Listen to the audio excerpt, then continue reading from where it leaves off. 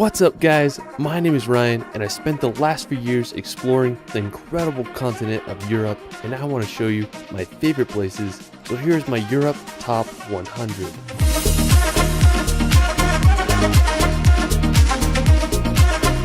I have to say that Europe is my favorite place in the world. From the landscapes of the Alps to the countless medieval cities, it's impossible to beat the beauty of Europe. This video is a long one, so I made timestamps of all the places in the description so you can jump around to your favorite places. For our first destination, we're going to head to possibly my favorite place ever, Seceda. Now located in the Dolomites of northern Italy, I remember the first time I saw a video of this mountain, I couldn't believe it existed. The green glass slopes contrasted with the jagged mountain ridge, often covered in clouds, makes one of the most beautiful landscape combos. Now to get to Seceda, I took 2 gondolas up the mountain and made it to the top. I remember the first time I saw the mountain, I couldn't believe my eyes. The clouds covered half of it, making it one of the best views I've ever gotten. Places like this really spark your imagination and make you feel like a kid again. I hope everyone can witness the power of Seceda at least once in their life. Another magical place nearby is Alpe di Suisse. It's home to the largest high alpine meadow in Europe. The backdrop of the mountain with the farm cabins creates a scene straight out of a dream. After northern Italy, let's head over to the mystical Faroe Islands. Located right between Norway and Iceland in the North Atlantic Ocean, the archipelago is made up of 18 volcanic islands. Now I have to say that the Faroes are home to some of the world's most dramatic landscapes, from sheer sea cliffs to waterfalls straight into the ocean. One of the most scenic places in the Faroe Islands is the Múlafossur waterfall. Now it's located on Vagar Island, and the waterfall descends about 100 feet into the ocean below. I mean, the backdrop of the village with a massive green mountain behind makes for one of the most scenic places on earth. One of my personal favorite places in the Faroe Islands is the Sea Stacks of Dragonir. I mean, the name itself just sounds freaking epic. It's this slanted sea rock with a perfect arch right above the cold Atlantic Ocean. This place looks like a scene out of Game of Thrones. I just can't believe how beautiful the Faroe Islands are. After the Faroe Islands, we're going to Italy to visit the picturesque village of Positano. I have to say that this is one of the most beautiful places in Europe. Located on the Amalfi Coast, back in the 1st century, luxury Roman villas were built on the coast here. It was believed to be a home of mythical sirens who would seduce sailors to crash upon the rocky shores. Positano was a somewhat poor fishing village during the first half of the 20th century, but tourism began to gain traction in the 1950s. When you see this place in real life, you won't believe it. It's hard to beat the backdrop of the mountains filled with colorful villas against the Mediterranean Sea with boats and yachts. Positano is quite the touristy destination, but its beauty is worth it. After Positano, we're going to head over to Switzerland to Valle Verzasca. Valle Verzasca is famous for having this medieval bridge that goes over some of the clearest river water in the world. I remember the first time I got there, I was immediately baffled by the beauty of this place. I mean, the water is crystal clear. You can see all the way to the bottom. The bridge was a prime place to cliff jump, so it took me a while to build up the courage to jump, but I was able to throw some of my favorite gainers off the water. I also had an amazing time snorkeling in the water there. I mean, just so clear. It was such a fun memory for me. I mean, it's hard to beat cliff jumping in Switzerland. Alright, so after Switzerland, we're going to head over to the Italian coast to visit Cinque Terre. Now, Cinque Terre is made up of 5 seaside villages that date back to medieval times. During the medieval ages, the villages started to be attacked by pirates, so fortifying walls were built to protect them against any future raids. The small town of Vernazza is one of my favorites. It has the only natural port of Cinque Terre. I just can't get over the colorful houses and beauty of the Cinque Terre. It's hard to beat the charm of these Italian villages. After Cinque Terre, we're going to head over to England's Jurassic Coast. Now, while you won't find any dinosaurs here, you might find some fossils on the beach. One of my favorite spots on the Jurassic Coast is Old Harry Rocks. Now, special thanks to my friend David Rule for providing this footage. He has an awesome Instagram and YouTube that I'll provide in the description below. I remember the first time I saw his picture of this place and I was just baffled by the scenery there. The Old Harry Rocks are these sea stacks that are made completely out of chalk that mark the end of the Jurassic Coast. In World War II, the stacks were used as target practice for pilots, so that's kind of crazy. I just love the combination of the green meadows with the white cliffs and the blue ocean. I mean, it's just just hard to beat that scenery. After the Jurassic coast, we're going to swim across the English Channel to visit the island of Mont Saint-Michel. Now located 1 kilometer off the coast of France, Mont Saint-Michel is one of the most magical destinations in Europe. It reminds me a lot of Hogwarts. The island was first founded by an Irish hermit, and the construction of the monastery began in the 10th century and was finished in 1523. Due to its strategic position and dangerous changing tides, the island remained protected throughout history. During the 15th century, Louis IX decided to turn the monastery into a prison, and it remained one until 1863. Now, Mont Saint-Michel is one of France's most popular tourist destinations. If you are in northern France, you really need to visit this magical place. After Mont Saint-Michel, we're going to head to southern France to the French Riviera. Now located on the southeast quarter of France, the French Riviera is home to some of the world's greatest coastline. It's the perfect contrast between mountains and the Mediterranean Ocean. Some of the most beautiful coastal towns of the Riviera include Saint-Tropez, Nice, and Cannes. Now, the French Riviera is also home to the tiny country of Monaco. Monaco is the second smallest country after the Vatican. The whole country is only 499 acres. Monaco has been known as a billionaire's playground, and over 1/3 of Monaco's citizens are millionaires. One of the most famous places in Monaco is the Monte Carlo Casino. It was opened in 1863 and has been featured in the James Bond films. If you can handle the riches of Monte Carlo and Monaco, definitely a place to add to your bucket list. Afterwards, we're going to head over to Norway to visit Lysebotn to drive down one of Europe's craziest roads. What I think is so scenic about Lysebotn is the road which leads down to it. When I first saw pictures of it, I couldn't believe it. It consists of 27 hairpin turns that descend down the fjord to the village below. After Lysebotn, we're going to head over to the nearby Pulpit Rock. Pulpit Rock is a famous flat-top cliff with a straight drop of over 600 meters. Pulpit Rock can get super packed, so if you want to avoid the crowds, you can wake up super early and get to Pulpit Rock to enjoy the sunrise. Another hike to do is the trek to Trolltunga. Now, Trolltunga is possibly the most iconic rock formation in Norway, as it shoots out over 2,000 feet from the lake below. Trolltunga is definitely the hardest hike of the three. It's a 28-kilometer round-trip trek that takes anywhere from 8 to 12 hours to do. While it is a strenuous hike, it offers some of the best views in Norway. After Norway, we're going to head over to Iceland to experience the land of fire and ice. I have to say that Iceland is home to some of the world's most unique landscapes. One of the most visited attractions in Iceland is the Blue Lagoon. Just a short drive from the capital of Reykjavik, Blue Lagoon is famous for its strikingly blue water. It costs about $40 to get in and experience the geothermal spa. One of my personal favorite places in Iceland is the Reynisfjara beach. What I really loved about the beach is the basalt sea stacks in the ocean. It makes you wonder how the Vikings must have felt when they washed up on the Icelandic shores. After Reynisfjara, you can check out Skogafoss waterfall. It's one of the most impressive waterfalls in Iceland with a drop of over 60 meters. You can also drive an hour east on the Ring Road and visit one of the most scenic canyons in Iceland. I'm not even going to try to pronounce it, but it looks like something straight out of a fantasy movie. Don't be surprised if you see a troll walking around there. If you drive another 3 hours down the Ring Road, you'll reach Stokesness. It's such a dramatic view with the black sand and the mountain in the background. On the other side of Iceland, you can visit Kirkjufelsfoss. It's this uniquely shaped mountain that looks like Gandalf's hat. There's a waterfall nearby and it makes for an incredible shot. If you go in the wintertime, you might just get lucky and see the Aurora Borealis. There's just so much to see in Iceland, and I hope everyone can see it at least once in their life. After freezing in Iceland, we're going to head over to Greece to visit my favorite island in the world, Zakynthos. Now, I've been there twice so far and I just keep wanting to come back. It's one of the most impressive locations that I've ever been. From 1,000-foot white cliffs to the bluest water you've ever seen, Zakynthos has it all. The most famous place in Zakynthos is Shipwreck Beach. Back in the 1980s, a cargo ship from Turkey was carrying illegal contraband, and the Greece Navy chased them into this cove where it crashed. Over the years, the sand has built up around the ship, and it's created one of the most visually stunning locations in the world. I mean, there's no other place like it. Another one of my favorite Greek islands is Milos.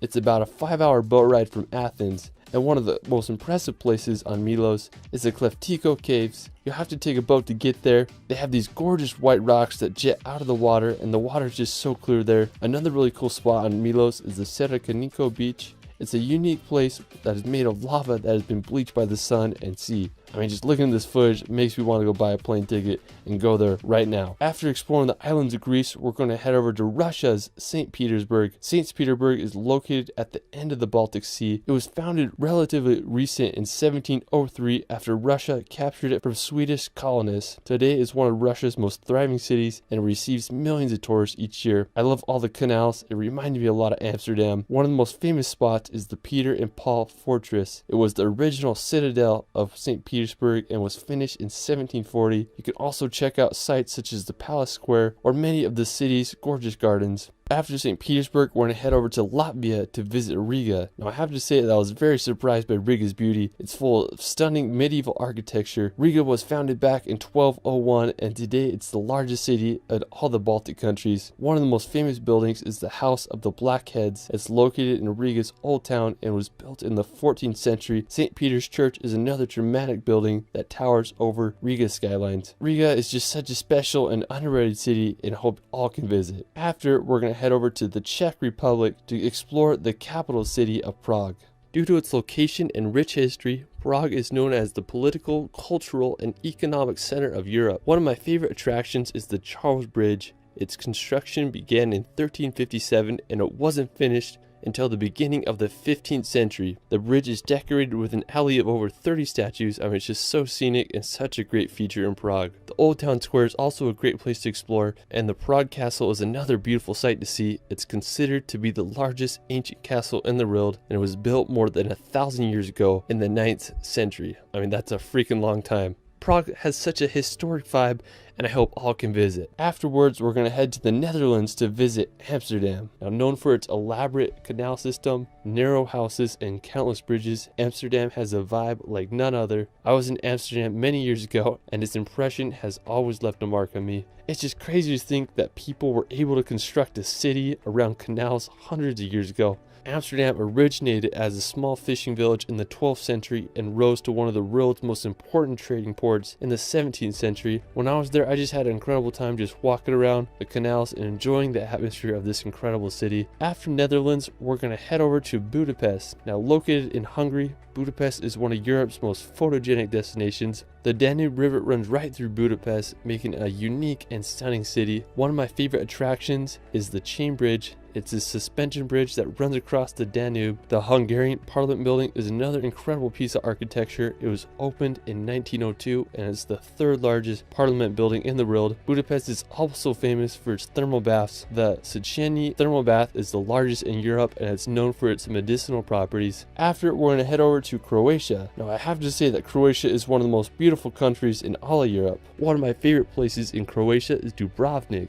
Dubrovnik is one of the most popular medieval towns in all of Europe. One of the most notable features in Dubrovnik is the walls that surround the city. They're almost 2 kilometers in length and anywhere from 4 to 6 meters thick. The unique look of the city has made it a popular filming location for series such as Game of Thrones. Now, another fascinating city in Croatia is Pula. The city is home to the Pula Arena. It's this perfectly preserved Roman amphitheater that was constructed from 27 BC to 68 AD, and it's the world's 6th largest surviving Roman arena. Now, right off the coast of Pula is the Brugini Islands. That's a set of 14 uniquely shaped islands. Just have a really distinct look to them. Now, if you want to head inland, you can check out the Plitvice Lakes National Park. It's home to some of Europe's most beautiful lakes and waterfalls. They remind me a lot of Bosnia's Karvika waterfalls. You take an electric boat over the water and explore the 16 terraced lakes of the park. There's wooden walkways to walk and explore. I mean, just such a beautiful place. I can't believe the color of the water there. After Croatia, we're going to head over to Slovenia to visit Ljubljana. Now, while Ljubljana is one of the smallest capitals in Europe with a population of around 300,000, it's one of the most beautiful in my opinion. The crowning feature is the Ljubljana Castle as it overlooks the city. It was built around the 12th century. It's one of the capital's most popular attractions. If you want to venture outside the capital, I'd highly recommend making the hour drive to the fairy tale destination of Lake Bled. It's one of the most beautiful lakes in all of Europe, with a little island and church right in the middle. Another one of my favorite places in Slovenia is the river Socha. This river is over 138 kilometers long and passes through western Slovenia and Italy. It's considered to be one of the most beautiful rivers in all of Europe, and I can totally see why. It has a very distinct emerald color to it that I've never seen before. It's a great place to go kayaking and river rafting. I mean, the river is just full of so many rapids, winding turns, and scenic bridges. I can't think of a better place to spend during a hot summer day. After Slovenia, let's head over to Portugal to visit the vibrant city of Lisbon. Being one of the oldest cities in the world, Lisbon is Europe's second oldest capital city after Athens. I mean, there's just so much culture and history in this city. You can check out the Sanctuary of Christ the King monument. It reminds me of a mixture of Rio de Janeiro and San Francisco's bridge. The Commerce Square is another beautiful spot to explore. One of the coolest parks in Lisbon is the Parque Eduardo VII. It's full of beautifully designed hedges and just a great place to enjoy the afternoon or evening. The Belém Tower is also an important monument that served as a point of embarkation for Portuguese explorers. Lisbon is also close to some stunning beaches such as Ursa Beach. While we're still in Portugal, we're going to head to the Algarve coast. Located in Portugal's southernmost region, the Algarve coast is famous for its sea cliffs filled with hidden beaches and sea caves. One really intriguing place is Ponte da Piedade. It's full of countless grottos and sea arches to explore. Such a unique and beautiful area. After Portugal, we're going to head over to Germany to visit the Bavarian Alps. Located in southern Germany, right next to the Austrian border, the Bavarian Alps are home to jaw-dropping scenery. One of the most famous towns is Berchtesgaden. It's just a 30-minute drive from Salzburg. The area is also full of stunning alpine lakes. One of my favorites is Obersee. It's famous for having this little mountain cabin right on the lake. One of the most well-known places in Bavaria is the Neuschwanstein Castle. I have to say this is the most beautiful castle in all Europe. It's nestled at the very tip of southern Germany. Neuschwanstein Castle is placed perfectly in the mountains with a phenomenal 360 view of the Bavarian Alps and the town below. The construction of the castle began in 1869. The castle receives over 1.4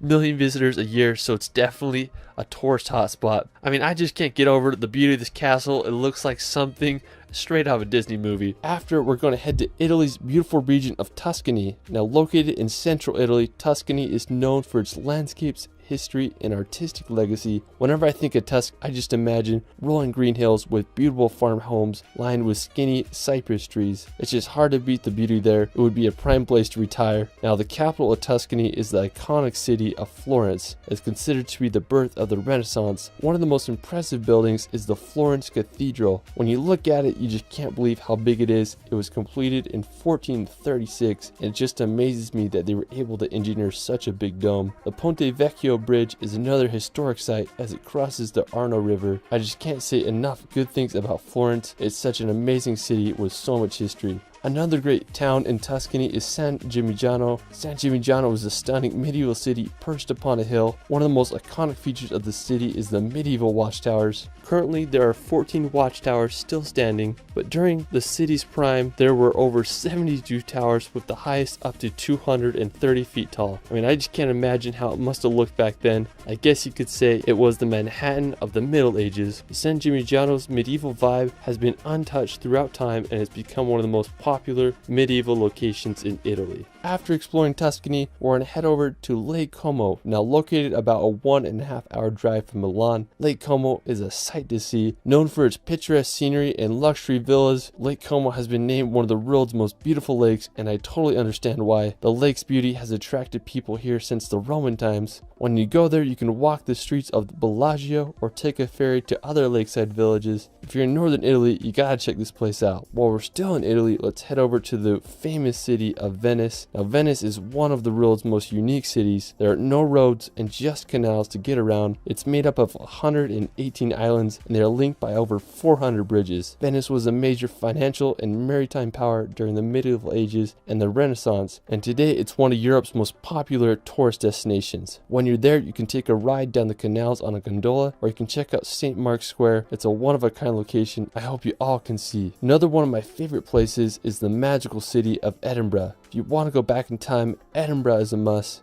It's where J.K. Rowling wrote her Harry Potter novels. When I started traveling, this was one of the first cities I visited. It's a medieval town with intricate neoclassical buildings, cobblestone streets, and beautiful gardens. The iconic Edinburgh Castle overlooks the city and it's home to Scotland's crown jewels. One of my favorite places in Edinburgh is Calton Hill. It just offers a beautiful view of the entire city. While we're still in Scotland, we're going to visit the Isle of Skye. If you want to feel like you're in a fairy tale, this is where you need to go. I was lucky enough to visit the Isle of Skye last summer. It's about a 5-hour drive from Edinburgh. Now, one of the most impressive places in the Isle of Skye is the Old Manor Store. The legend of the Old Manor Store is supposedly a giant lived there a long time ago, and when he was buried, his thumb was left sticking out of the ground, creating the mystical rock formation. Now, just a few minutes away from the Old Manor Store, there is a breathtaking waterfall called Meout Falls that cascades down to the ocean. There's a nice viewpoint where you can see the waterfall. If you're looking to find some fairies, you may want to check out the fairy pools. They're these picturesque blue pools that lie at the base of the Black Cuillin Mountains. After Scotland, we're going to head over to the charming capital of Dublin. Now, located on Ireland's eastern coast, Dublin is a city full of charm. The capital is known for its beautiful gardens and architecture. I mean, just such a friendly vibe to it. When you're there, you can take a walk across the River Liffey on the uniquely designed Samuel Beckett Bridge, or you can walk to the coast to experience the Irish Sea. I just love the feel of Dublin. It's just such a magical capital. What's also cool about Dublin is that you can visit most places in the country with a few hours drive. You can make the 3-hour journey to the Cliffs of Moher on Ireland's west coast, or you could venture 2 hours to the spooky, dark hedges in Northern Ireland. There's just so much to experience. After Ireland, let's head over to Poland to visit Warsaw. Located on the Vistula River in east central Poland, Warsaw is the capital and largest city in the country. Warsaw began to grow in the 16th century and was called the Paris of the North, but Warsaw was damaged extensively during World War II, with 85% of its buildings in ruins. Today, it's a bustling capital with a population of 1.8 million. One of my favorite buildings is the Palace of Culture and Science. At 778 feet tall, it's the 5th tallest building in the EU. You want to see some medieval vibes, you can check out Warsaw's Old Town. It was established in the 13th century and is full of history and medieval architecture. While we're still in Poland, we're going to head down to Krakow. Located in southern Poland, Krakow was founded back in the 7th century, so you best believe it's full of beautiful history and architecture. One of the most impressive sights is the Wawel Royal Castle. It was built during the 14th century and was the first UNESCO World Heritage Site. It features architectural styles from the medieval, Renaissance, and Baroque periods. Such a beautiful building. If you're into World War II history, you can make the hour drive to the Memorial of Auschwitz concentration camps. Auschwitz is infamously known as one of the most horrific Nazi concentration camps. Over 1.1 million people died here. So it's such a tragedy. One of my favorite books I've ever read is called The Auschwitz Escape, and it tells the story of how 2 prisoners made the daring escape from the prison camp, and it also really just gives you perspective of what it was like to live in that camp. Just absolutely horrific. After Poland, we're going to head back to the Baltics to visit Lithuania's capital of Vilnius. Unlike other Baltic capitals of Tallinn and Riga, Vilnius is located inland near its eastern border. Before World War II, Vilnius was one of the largest Jewish centers in the world. Napoleon called it the Jerusalem of the North. I'm just blown away by the beauty of the city and its perfect mixture of modern and Baroque architecture. You can drive 30 minutes outside the city and visit the Trakai Island Castle. It's this uniquely designed castle that's on a little island in Lake Gulf. Such a cool little spot outside the city. After Lithuania, we're going to head down to Austria to visit the capital of Vienna. Now, Vienna has been ranked one of the world's most livable cities. Vienna is known as the city of music. Musicians such as Beethoven and Mozart called Vienna their home. One of the most impressive places is the Schönbrunn Palace. There's stunning gardens and mazes to explore around the palace. If you want to visit the Austrian Alps, you can head over to the picturesque village of Hallstatt. This town looks like it should be in a fairy tale because it's so magical. It was once a salt mining town, but now is one of Austria's most popular tourist attractions. After Austria, we're going to head over to France, to the capital of Paris. Now, since the 17th century, Paris has been Europe's major center of finance, diplomacy, fashion, and the arts. Paris is one of the world's most visited cities, and with all its attractions and fascinating history, it's easy to see why. Paris's most recognizable attraction is the Eiffel Tower. It was built in 1889 for the World Fair. The Eiffel Tower is 324 meters high, which made it the tallest man-made structure in the world till 1930. You can take an elevator up there to get an incredible 360 panoramic view of all of Paris. Another popular attraction is the Louvre Museum. It's the world's largest art museum and it's home to Da Vinci's Mona Lisa. You can also take a drive around the Arc de Triomphe or walk the grounds of the Palace of Versailles. And there's just so much to see in this grand city. If you want a road trip outside the capital, you can head to France's northern coast, visit the coastal town of Etretat. Located about 3 hours outside of Paris, Etretat is famous for its white cliffs and rock formations. One of the most well-known is the Falaise d'Aval Arch. It has such a unique shape. I guess you could say they are the French cousins of old hairy rocks. While we're still in France, we're going to head to the French Alps. The French Alps are home to Mont Blanc, which is the highest mountain in all of the Alps at 15,774 feet. The border between France and Italy passes right through the summit, making it both French and Italian. One thing that I think that is cool about Mont Blanc is the glaciers that run down from it. And there are also a lot of beautiful alpine lakes that offer incredible views of the French Alps. After, we're going to head to Switzerland to visit the village of Grindelwald. I was lucky enough to live in Switzerland, and on my last week living there, I did a road trip to Grindelwald to see what the hype was about. When I got there, I was awestruck by Mount Eiger. It's the biggest mountain I've ever seen. I wanted to do a hike that would give me a great vantage point of Mount Eiger, but I didn't know the area that well, so I just saw this random peak, so I decided to hike straight up the mountain. When I reached the top, I had the whole peak to myself, and I was rewarded with an incredible view of Mount Eiger. It was just such a memorable experience. After Grindelwald, we're going to head over to the mountains of Appenzell. Now located in eastern Switzerland, these mountains quickly became one of my favorite places I've ever been. It's home to massive jagged mountains that look like something out of Lord of the Rings. Now to get up to the mountain, I took a gondola up to the top and then I hiked about an hour to reach a hotel on the top of the mountain. Now me and my buddy Danny decided to stay the night at this hotel so we could watch the sunset. Well, now we got all settled in and then we ventured off to get the perfect spot. The clouds were covering the sky, so we only had about 15 minutes of sunlight to get the shot. And my buddy Danny, he whipped out his FPV drone and got some of the most incredible shots I've ever seen. I mean, I was just standing on the peak and you find the drone over me with the sunset in the background. It goes down as one of the top 5 sunsets of my life. Another one of my favorite places in Switzerland is Zermatt. Zermatt is home to the most iconic mountain in the Alps, the Matterhorn. With a height of 14,690 feet, it's one of the highest peaks in the Alps. There are many different hikes you can do around the area to get different views of the Matterhorn. If you're an early riser, I'd suggest getting up for sunrise to watch the morning light kiss the top of the Matterhorn as the sun rises over the horizon. Zermatt is a really unique city because they don't allow cars or motorized vehicles, so I had to take a train to get there. When I reached the city, I just had a great time exploring. I also found a McDonald's there, so that was kind of funny. Another one of my favorite places in Switzerland is Jungfraujoch, otherwise known as the top of Europe. So me and my friends decided to take Europe's highest train. Now normally a ticket during summer is around $240, but we got the early bird special, so it was half off. We went up to the very top. When you get off the train, you get into like these cave tunnels. We made it out to the ice plateau and were able to get an incredible view of the glacier below. After, we went to the top of the Sphinx Observatory to get some more amazing views. One of the coolest parts of Jungfraujoch is the glacier tunnels. You're able to walk through these tunnels carved right out of the ice.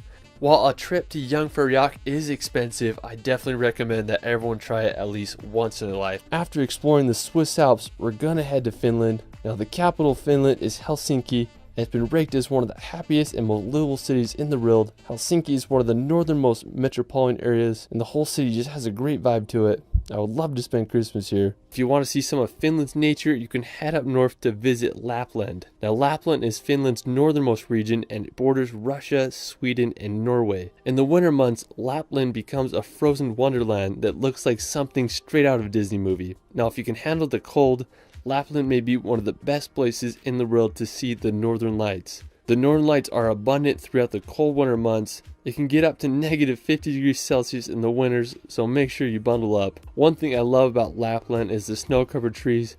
They look like something out of a Dr. Seuss book. In the summertime, Lapland becomes a peaceful area with wildlife and endless nature. I really just want to spend some time in Finland, relaxing in a sauna and seeing for myself why Finland is the happiest country in the world. After Finland, we're going to head over to Sweden to visit the capital of Stockholm. It's made up of 14 islands and 50 bridges. Compared to other Nordic countries such as Norway and Iceland, I felt Sweden was much more affordable. I just love the buildings and architecture there. It reminded me a lot of Copenhagen with its colorful buildings and canals full of wooden ships. I mean, it's just such a wonderful city, and I think everyone should give it a visit. Afterwards, we're going to Belgium to visit the medieval city of Bruges. Due to its tidal inlets and canals, Bruges is sometimes referred to as the Venice of the North. Bruges' tidal inlet helped it become one of the most prosperous cities during the Middle Ages, as it quickly became a strategic location for maritime trade routes. Today, most of Bruges' medieval structures have remained intact. One of my favorite features of the city is the market square. It's towered over by 277-foot medieval bell tower of Belfry, which was constructed in the 13th century. Just such an impressive and unique medieval city. After Belgium, we're going to head over to the German village of Rothenburg. When you go to Rothenburg, you feel like you're walking into a fantasy movie. It's one of the most preserved medieval towns in Europe. During the Middle Ages, Rothenburg thrived as it was located at the crossroads of the European trade routes. At the beginning of the 15th century, it rose to become the second largest city in Germany, but during the 17th century, Rothenburg faced adversities such as the 30 Years' War and the bubonic plague. Without much resources, Rothenburg's growth was halted, which aided in keeping the town preserved in its medieval state. Today, Rothenburg maintains its medieval charm. It's been the inspiration for Disney movies such as Pinocchio and Beauty and the Beast. If you can, go check out the famous Plönine Corner or the Christmas market. It's hard to beat the allure of this German village. After Rothenburg, we're going to visit possibly the most iconic city in the world, London. I love the city so much, I just keep coming back. Everything from double-decker buses to the energy of Piccadilly Circus makes the city feel so alive. There's just so many places to see. You can check out the iconic Big Ben and walk across the bridge to see the Palace of Westminster. There's the Tower Bridge, which is possibly the most famous bridge in all London. You can go see the Stoic Guards at Buckingham Palace or take a ride on the London Eye. If you haven't already been to London, I'd highly recommend visiting when you can. It's hard to beat the London atmosphere. There's no city like it in the world. Alright, so after exploring London, we're going to make the 2-hour drive over to Stonehenge. Located in Wiltshire, England, lies one of the most famous man-made rock structures in the world. There's a lot of mystery surrounding Stonehenge, like what was its purpose and how was it made. Archaeologists believe it was constructed back between 3000 to 2000 BC. Stonehenge consists of a ring of rocks, each being around 13 feet high and weighing nearly 25 tons each. It's unclear what the exact purpose of Stonehenge was. It's believed that it was used as an astronomical observatory or a religious site. Either way, it sure makes you stop and think how people thousands of years ago were able to construct this. After Stonehenge, we're going to head over to visit Wales. Now, Wales is located in the southwest part of Great Britain. It's famous for its mountainous national parks, picturesque coastline, and distinct Welsh language. One of the most scenic places in Wales is the Snowdonia National Park. It's a region in northwest Wales that is known for its mountains and lakes. The highest peak in Wales, Mount Snowdon, is located in the park with an elevation of 1,085 meters. You can hike on up there, or you can take the Snowdon Mountain Railway to the top. If you're lucky, you might be able to see Ireland across the sea. After Wales, we're going to head back to Switzerland to explore Lucerne. Located in the heart of Switzerland, Lucerne is a picturesque lake city surrounded by the Swiss Alps. It's just a short 40-minute drive from Zurich. One of my favorite parts of Lucerne is all of its medieval buildings and architecture. Lucerne is home to Chapel Bridge, which is the world's oldest surviving truss bridge. It was built over 600 years ago in 1365. It almost burnt down in 1993, but it was reconstructed and it's now open to the public. Another impressive place in Lucerne is the Musseg Wall and Towers. The fortifications began in the 13th century, and it's made up of 9 stone towers that were used as a defense wall during medieval times.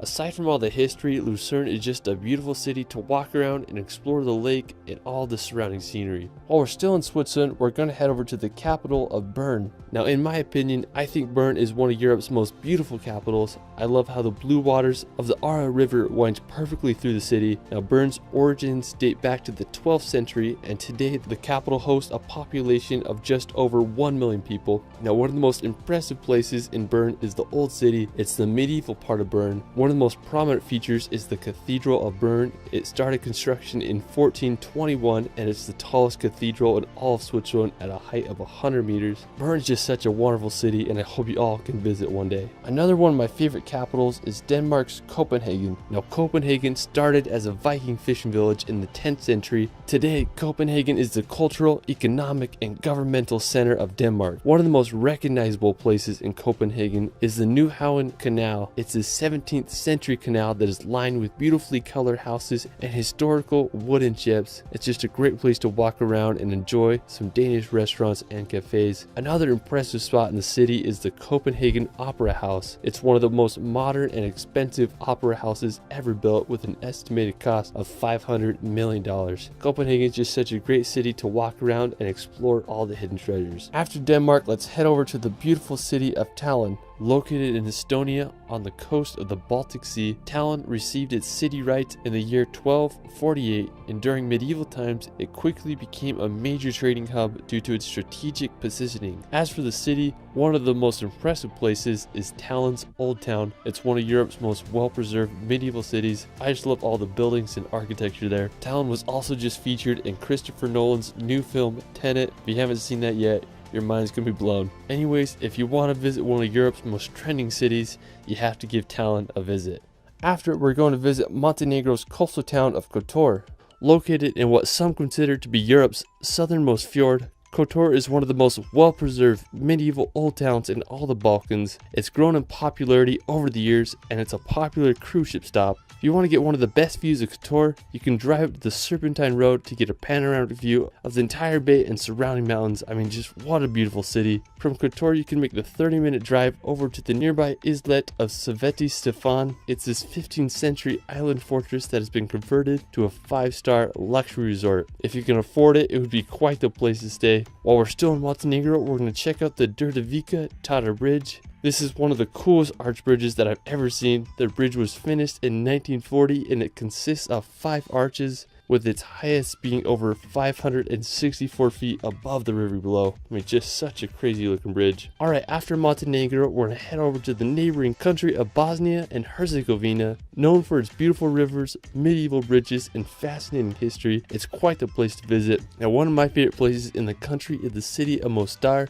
The most popular feature of the city is the Old Bridge. It's an Ottoman bridge from the 16th century. It stood for 427 years until it was destroyed in 1983 during the Croat-Bosniak War, but in 2004 it was rebuilt. Another really cool spot in Bosnia is the Kravica Waterfalls. Only a 40-minute drive from Mostar, the Kravica Waterfalls are home to an incredible amphitheater of cascading waterfalls, with some as high as 25 meters tall. What's cool is they let you swim there, so it's just a great place to spend during the warm summer months. Afterwards, we're going to head over to Greece to visit the medieval monasteries of Meteora. Located in central Greece, Meteora is home to 6 monasteries built upon nearly inaccessible rock pillars. During the 14th century, monks were facing attacks from Turkish raiders, so they needed a place where they could worship in safety. They decided to start building the monasteries upon the rocks. These places of worship were perfect for the monks because the only way to reach them was by climbing long ladders. The monasteries became a place of refuge and over 20 monasteries were built during the 14th century. I was lucky enough to go here a few years ago. When I got there, I was just amazed by the architecture of these monasteries.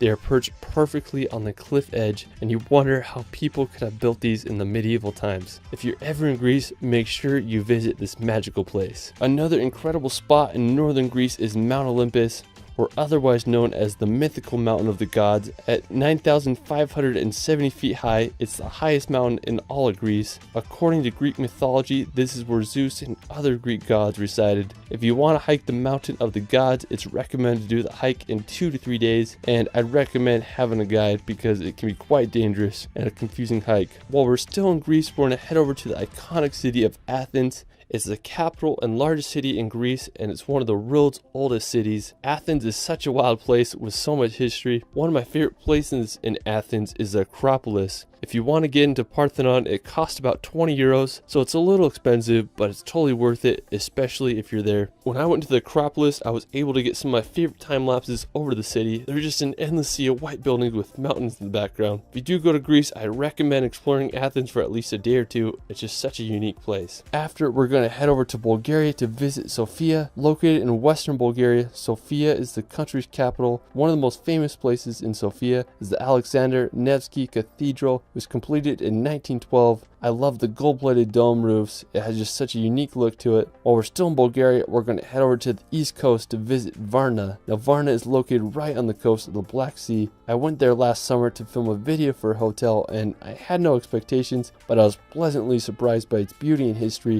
It reminded me a lot of California's coastline. It had great beaches, wonderful weather, with tons of entertainment. Now, another interesting spot in Bulgaria is the Belogradchik Fortress. It's located in the Balkan Mountains. It's this ancient fortress among some really unique rock formations. The fortress was captured by the Ottomans in the 14th century. The thing that strikes me about the area is how they incorporated the rocks into the fortresses. I mean, just such a unique place. I've never seen anything like it. After Bulgaria, we're going to head up north to Romania to visit the medieval castles of Transylvania. Now, Transylvania is a very intriguing yet spooky region. Transylvania is where Bram Stoker's novel Count Dracula takes place. Now, one of the most famous locations in Transylvania is the Bran Castle. Located near the city of Brasov, the castle was built around the 14th century and served as a fortification against the Ottoman Empire. Due to its dramatic architecture and possible connection to Vlad the Impaler, the castle has been named Dracula's Castle. I could totally imagine Count Dracula using this castle as his hideout. Now, Romania is also home to this really cool road called the Transfiguration Road. It's full of hairpin turns, and it's easy to see why it's one of the most popular roads in all of Europe. After Romania, let's head back to Norway to visit the Lofoten Islands. Lofoten is located in northern Norway, and even though it's in the Arctic Circle, it feels like you're on a tropical island there. I was lucky enough to go there about 2 summers ago, and I had an incredible journey road tripping through Lofoten. Our first pit stop was at this fishing village called Henningsvær to see the world's most scenic football field. When we got there, we sadly didn't have a soccer ball, but we had a good time playing on the field and enjoying the incredible views of Henningsvær. We kept on driving and made it to the iconic town of Rain. Now, when you think of Norway, this is it. It has those red houses surrounded by massive sea mountains. In my opinion, I'd have to say that Rain is the most beautiful town in Lofoten. When I was planning my road trip to Norway, I remember seeing pictures of this place and I just couldn't believe it existed. After Lofoten, we're gonna head to Saltstraumen to witness one of the world's largest whirlpools. So over 110 billion gallons of water pass through this 3-kilometer strait every 6 hours, making for one of the strongest currents in the world. Now, water speeds can reach over 37 kilometers. One of the coolest features of Saltstraumen is the whirlpools that the changing tides make. Now, while they aren't the whirlpools you'd imagine in movies like Pirates of the Caribbean, these whirlpools can get over 33 feet in diameter with a depth of over 16 feet. You can take a boat ride through the current, or you can witness the whirlpools from the bridge above. After the whirlpools, we're going to take a drive to one of Norway's most famous routes, the Atlantic Ocean Road. This 8.3 kilometer road runs across an archipelago of islands as it connects the islands of Averøy to the Romsdal Peninsula. The Atlantic Ocean Road was completed in 1989 and cost 122 million Norwegian krone to make. It's made up of 8 bridges and 4 resting places. The route is an impressive feat of engineering, and it won the Norwegian Construction of the Century Award. So if you decide to go on a Norway road trip, you have to take a drive on the Atlantic Ocean Road. While we're still on the topic of roads, if you drive just 2 hours south, you'll reach another one of Norway's most famous routes, Trollstigen. Now, Trollstigen, or the Troll's Path, is a serpentine road that makes over 11 hairpin turns as it descends on a 10% decline to the valley below. Trollstigen has 2 powerful waterfalls that pass through the road. The Stigfossen waterfall has a total height of 240 meters. I mean, that's just freaking huge. Another really cool place in the area is Trollveggen, or the Troll's Wall. It's Europe's tallest vertical overhanging rock face at about 3,600 feet high. I mean, it's just unbelievable. Alright, after Trollstigen, you can make the 2-hour drive south to visit the Geiranger Fjord. Now, Geiranger Fjord is one of Norway's most popular destinations. The fjord is over 260 meters deep and is surrounded by massive mountains that are over 1,600 meters high. There are many viewpoints to get the best perspective of the fjord. One of the most spectacular features of Geiranger Fjord is the Seven Sisters waterfall. The waterfall consists of 7 separate streams that descend 410 meters to the water below. The best way to see the fjord is by boat. You can take a cruise ship or a 1-hour ferry of Geiranger to Helisilt for about $35. This is by far the best way to witness the waterfalls and majesty of the fjord. After exploring the fjords, we're going to head back to the Arctic Circle to visit one of the most northern places in all of Europe, Svalbard. Now Svalbard is located right between the North Pole and Norway. The capital of Svalbard is this town called Longyearbyen, which has a population of a whopping 2,000 people. What's cool about Svalbard is that it's a visa-free zone, so basically anyone can move and work there. The archipelago is also home to the Svalbard Global Seed Vault, where thousands of the world's seeds are kept in case of a global catastrophe. After Svalbard, we're going to head over to Russia to visit Moscow. Moscow is the world's most northernmost and coldest megacity. It's also Europe's second most popular city with over 12.4 million residents. One of the coolest places in Moscow is St. Basil's Cathedral. It was completed in 1561 under orders of Ivan the Terrible. It has such a unique look with its colorful onion-shaped domes. Right next to the cathedral is the Moscow Kremlin. It's a fortified complex that was completed in 1495. It serves as the official residence of Vladimir Putin, so it's basically the Russian equivalent of the White House. One of the most stunning buildings, in my opinion, is the Moscow State University. It reminds me of a scene straight out of a Batman movie. I mean, there's just so many intriguing places to visit in Moscow. What a wild place. Russia is also home to the tallest mountain in Europe, Mount Elbrus. Located in southwestern Russia stands this massive 18,510 foot high stratovolcano. It's the 10th most prominent peak in the world. Now it's a dormant volcano with 2 peaks. I mean, the mountains in the area remind me a lot of the Swiss Alps. I just can't believe how big they are. So if you want to hike to the top of Mount Elbrus, climbing isn't very technical. You're mostly walking with crampons on snow to the top, but the climb can be very challenging due to altitude and unpredictable weather. A lot of people compare its difficulty to climbing Mount Kilimanjaro. While I've never been to Russia, I'd love to summit this mountain one day. I just think it would be such an adventure. Afterwards, we're going to head over to Turkey to visit the notorious city of Istanbul. Istanbul is one of the most fascinating places. It's a transcontinental city, which means that Istanbul is part of both Europe and Asia. The Bosphorus Strait, which is considered to be the boundary between Europe and Asia, runs right through the capital. Istanbul is the most populated city of all of Europe, with a population of over 15 million. The history of Istanbul is endless. It was settled as far back as 7th century BC, and it became the capital of the Roman Empire in the year